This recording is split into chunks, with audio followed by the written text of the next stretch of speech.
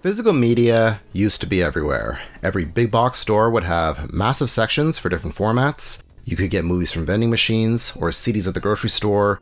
Entire city blocks were dedicated to stores that only sold physical media. Now, the move to digital streaming and the rise of online shopping have largely made all of this a thing of the past, but today on the Videocast, we are going back to a time where physical media ruled.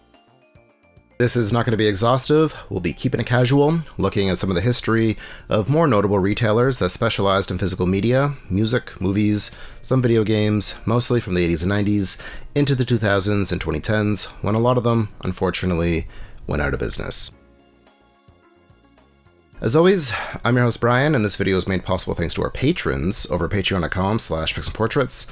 $5 a month gets you access to years worth of Zusa videos, as well as digital copies of my book, The Nostalgia Economy, which is all about collecting and the cost of memories. We also have physical copies, t-shirts, like, comment, share, everything helps, so please consider supporting us any way that you can. Now, most stores that would eventually branch out and sell all sorts of different types of physical media started out as record stores. Music, audio media predates home video, formats like vinyl, which became much more commercially accessible in the 1950s. That's when a lot of these retailers were founded, the 1950s and 60s. Tower Records, as an example, was founded in 1960. Very popular retailer, started out as a record store, as you're seeing here in this footage. This is from 1971 and shows the setup and opening of a store. People browsing records, shopping. One of my favorite things about YouTube, and having a record, no pun intended, of these places is being able to track behaviors through time. We'll be seeing this a lot in this episode. Footage exists from the 1980s into the 2000s of customers also shopping, browsing. The formats change. They're not looking at vinyl anymore. They're looking at CDs, maybe the fashion as well, but not much else really changes. Old news reports as well, speculating on how different factors affect Tower's business. This one here is from days after John Lennon's death and how his passing may affect the price of his albums going forward. Seeing $6 vinyl, new vinyl, is wild in 2025. Adjusted for inflation, should be about $23.50. Any vinyl collector knows they go for much higher than that today, especially post-pandemic. Those costs have soared. There's another news piece featuring Tower founder Russ Solomon debating the move to a long box CD format. He believed it would be easier to merchandise, but a lot of employees and customers complained because it was pretty frivolous, really just a paper box that would hold the traditional CD jewel case. I found multiple employee training videos, both from around the same time. One highlights the company's history, while another looks at the basics of customer service. Both have a sort of cool vibe about them. We have an entire video on corporate coolness and cool jobs, and very few jobs were cooler than working at a record store. At least that's what I thought when I was a teenager. The customer service one gives us some great shots inside of a Tower Records in the mid to late 90s. Something associated with Tower was the listening bar, where they would let you listen to music before you bought it. Eventually, Tower expanded its stock to sell more than just music. They sold books and home video, VHS, as that became more accessible, video games as well, as we see in this commercial. Tower Records was iconic, especially its location on Sunset Boulevard and the Shibuya location in Tokyo, which is actually still open, despite Tower going out of business in 2006. Another of my favorite genres on YouTube, home videos of people walking around stores going out of business. That's something we'll be seeing again. Plenty of empty shelves and sale signs. When these places go out of business, you can usually buy everything, including the shelving. Pick up some good deals too, if you're early enough. Again, Tower was iconic, there was value in the brand, and it has since been brought back a couple of times here in the West. First as an online store, and then as recently as 2022 as a gathering hub, a place where artists can meet with their fans, apparently. And there are plans to hopefully make some kind of retail storefront in the future. Up next, we have something for the UK viewers. Very similar to Tower Records was Virgin Megastores, founded by eccentric billionaire Richard Branson. While these grew out of a record shop, the term megastore was apt because these stores were huge and they sold everything. A lot of the clips I found were from the 2000s, which is a period I have a ton of nostalgia for. This was my adolescence, and many of the clips that are available focused on games. I found this great clip from the Xbox launch, 2001, November. We've talked about midnight releases and the emotional connection we make with devices, and all of that is on full display here. It's a party atmosphere. There are lights, DJs, the first person in line poses for photos with Branson. He's speechless. I've never seen this clip before. Very cool. Obviously, I found a ton of commercials, one for Alien Quadrilogy on DVD, another for Spider-Man 2 and Killzone on the PS2. This here is wild. Someone actually captured a Virgin Megastore ad that was exclusive to MSN Messenger. It's from 2006 and cycles through all of the new releases, so thanks for that, Josh. Again, very cool to see. Even though it started and was much more popular in the UK, there were Virgin Megastores all over the globe. Here is a home video from December 1999 from the Virgin Megastore in Orlando, Florida, that shows just how big these stores could get. Granted, this was a tourist area, but this place was huge. Tons of giant posters, screens, all the different sections, books, movies, music, action figures, even a cafe. This sort of physical media shopping experience just doesn't exist anymore. If you're American, chances are your favorite physical media retailer eventually ended up under the Transworld Entertainment banner. Like I said earlier, a lot of these retailers were founded in the 1950s, and over the decades they merged or cannibalized each other, like Camelot Music, a chain of record stores that was popular in the Midwest and Southeast.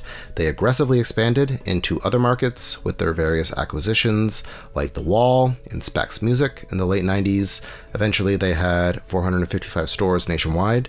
Musicland was another early record store empire. Like Camelot, it was founded in the 50s and merged with other retailers, most notably Sam Goody, also founded in the 50s in 1978. These were operated under their own names until 1997, when Musicland locations were converted into Sam Goody, though the company was still operated as the Musicland Group. The Musicland Group went on to become the biggest entertainment retailer in America. Their stores were fixtures in shopping malls for decades. Most malls had one or the other, or even both. Musicland Group also launched Suncoast, a store focusing on movies in the late 80s, and in 1992 they launched MediaPlay, which offered everything. As I just mentioned, we talked about midnight releases recently, and I found this great footage from the midnight release of the Independence Day VHS at MediaPlay. Tons of great shots, displays, aisles lined with videos. It's in the lead up to the holiday season, so there's decorations, people even dressed up. There's an excitement because this was the only way to see it, at least this early. As we have seen, most record stores started selling a little bit of everything. At this time, major retailers also sold physical media, places like Kmart, Walmart, but these physical media retailers had an advantage in that, while still corporate, they didn't have the same brand image obligations, for lack of a better word, as say Walmart. They could sell edgier and more niche content, and they did. These places were extremely important in helping increase anime's popularity in the West. These retailers were one of the few places you could actually find anime. It would cost you $50 for 2 episodes, but they had it. I found these great print ads that are such a time warp into my, and I'm sure a lot of people's, introduction to anime, because they certainly weren't selling the stuff at Walmart. Transworld Entertainment began as a single record shop, Recordland, in the early 1970s. In 1993, they opened their first four-year entertainment location, or FYE, a store similar to MediaPlay, offering all types of physical media. Camelot and all of its subsidiaries would be bought out by Transworld in 1999. After being passed around to Best Buy and different equity firms, Musicland, and thus Sam Goody, MediaPlay, were also sold to Transworld in 2006. That's the year the retail apocalypse really started. Places went out of business and were gobbled up, consolidated to stay alive, to survive. All of these stores would be rebranded under FYE, which still exists today, but are not owned by Transworld. This and all their other retail IPs were sold to Sunrise Records, which are thankfully still a fixture in most malls here in Canada. They replaced a lot of the old HMV locations, which was my personal favorite media retailer. HMV is Master's Voice, another retailer that started out primarily as a music store or record store found in the UK as well. Made its way over here to Canada, throughout Europe. Very similar to Sam Goody or Suncoast. You could buy CDs, DVDs, eventually vinyl again. HMV had a lot of great deals, multi-purchase deals, 2 for $10, 2 for $20. They diversified their stock to include music-related items eventually to help stay alive, like iPods, other media players, band shirts, books, biographies on famous musicians, video games, just like we've seen before. I've complained about this before. I get these stores needed to stay relevant, physical media and retail were dying, but a lot gets lost when you start offering everything. Didn't help HMV. The company really started having problems in 2013. That year, it entered administration, the British equivalent of bankruptcy. It was then acquired by a holding company, Hilco Capital, but because of the move to streaming and the retail apocalypse, HMV wasn't long for this world, at least not in Canada. All of their Canadian stores, including their iconic flagship store on Toronto's Yonge Street, closed in 2017. This was someplace very important to me, multi-storied. They would have live shows and meet and greets. I have a bunch of great memories from this store. I visited it many times. It was a big part of my early days in the city.